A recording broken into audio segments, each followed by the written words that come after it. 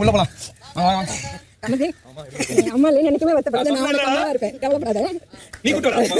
என்னைக்குமே உனக்கு அம்மாப்பா, இன்னைக்கு நீ வருத்தப்படாத, சரியா? சபரி எப்படி அப்படிதான், அம்மா இல்லை இனிமே என்னைக்குமே சொல்லக்கூடாது. கமலி பொண்ணு பார்க்கறதெல்லாம் இருக்குமா?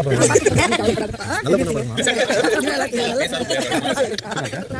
கமருதீன், உனக்கு அம்மா இல்லைன்னு ஃபீல் பண்ணாத, உனக்கு எப்பயும் நான் இருக்கேன் அப்படின்ட்டு சபரியோட அம்மா கமருதீனை பார்த்து சொன்ன ஒரு விஷயம் ரொம்பவும் டச்சிங்காக இருந்துச்சு அப்படின்னு தான் சொல்லி ஆகணும்.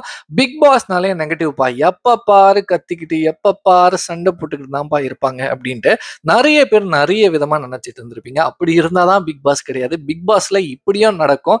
இந்த மாதிரியான நிறைய பாசிட்டிவான விஷயங்களுமே பிக் பாஸ்ல இருக்கு அப்படின்றதுக்கான சரியான உதாரணம் தான் இந்த வாரம் நடந்துட்டு இருக்கு. ஸோ ஃபேமிலி ரவுண்ட் இந்த வாரம் போயிட்டு இருக்கு. நேற்றுக்கு சாண்ட்ராவோட ஃபேமிலி வந்திருந்தாங்க. இன்னைக்கு காலையில இருந்து வினோத் அவர்களோட ஃபேமிலி அண்ட் சபரி அவர்களோட ஃபேமிலி அண்ட் கனியோட ஃபேமிலி எல்லாருமே வந்திருந்தாங்க. ஸோ வந்தவங்க இருக்கக்கூடிய ஹவுஸ்மேட்ஸை எல்லாருமே பயம்படுத்தி இப்படி விளையாடுறீங்க அப்படியே சத்தம் போட்டு போவாங்க அப்படின்ற மாதிரி கூட நிறைய பேர் நினைச்சிட்டு இருந்திருக்கலாம். பட் அந்த மாதிரி எதுவுமே நடக்கல. ஸோ சூப்பரான பாசிட்டிவான நிறைய விஷயங்கள் இருக்கக்கூடிய ஹவுஸ்மேட்ஸ் கிட்ட வந்து ஸ்ப்ரெட் பண்ணி தான் போயிருக்காங்க. ஸோ இவ்வளோ நாள் உள்ள இருக்கக்கூடிய ஹவுஸ்மேட்ஸ் யாருமே வெளி உலகத்தை பார்க்காம பெருசா வெளியில என்ன நடக்குதுன்னு தெரியாம ஒரு ட்ராமாலேயே இருந்திருப்பாங்க.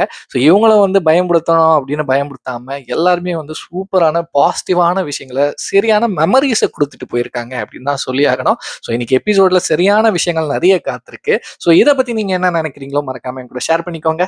பாய்.